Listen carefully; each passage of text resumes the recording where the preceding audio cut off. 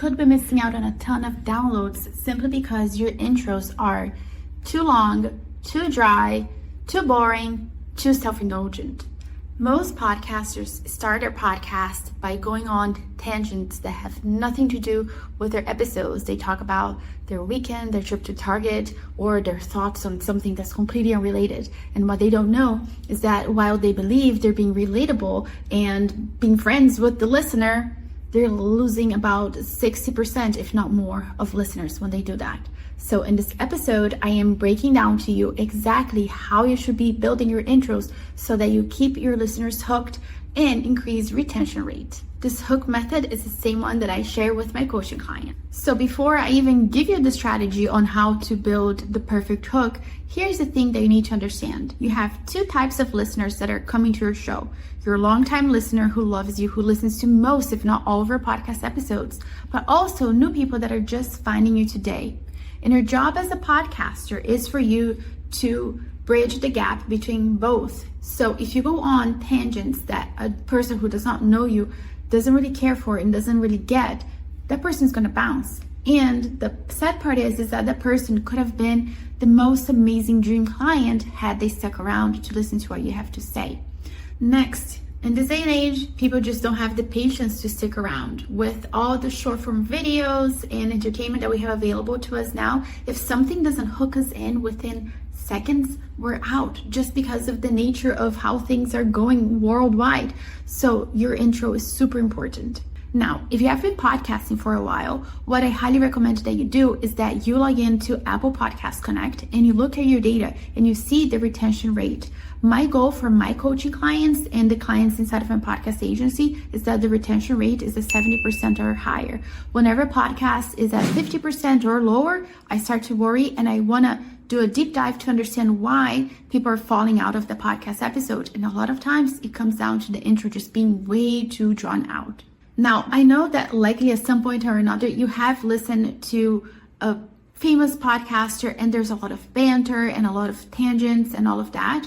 But as I always say, those people have been podcasting for a very long time, if not decades. So they have more flexibility in what they can bring into their show. So unless you are a household name, people honestly just don't care about your trip to Target or Whole Foods or whatever it is that you did during the weekend. Another thing is the intro music or the intro jingle. I have heard episodes that take literally a whole minute before the episode actually starts. And it's really hurting your retention rate because nobody wants to listen to music for a long period of time.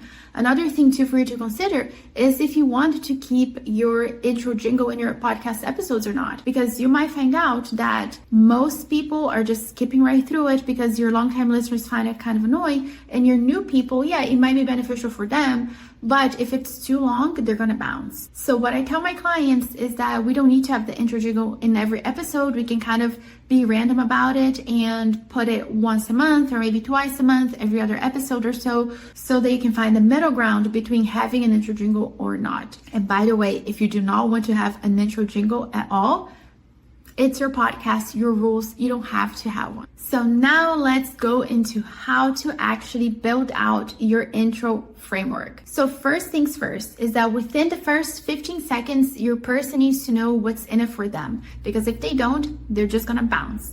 So within the first 15 seconds, your hook must have three things. The one thing, which is their blind spot, the mistake that they're making, the thing that they're doing that have no idea that they're doing that's actually hurting them. So you want to make sure that you call that out.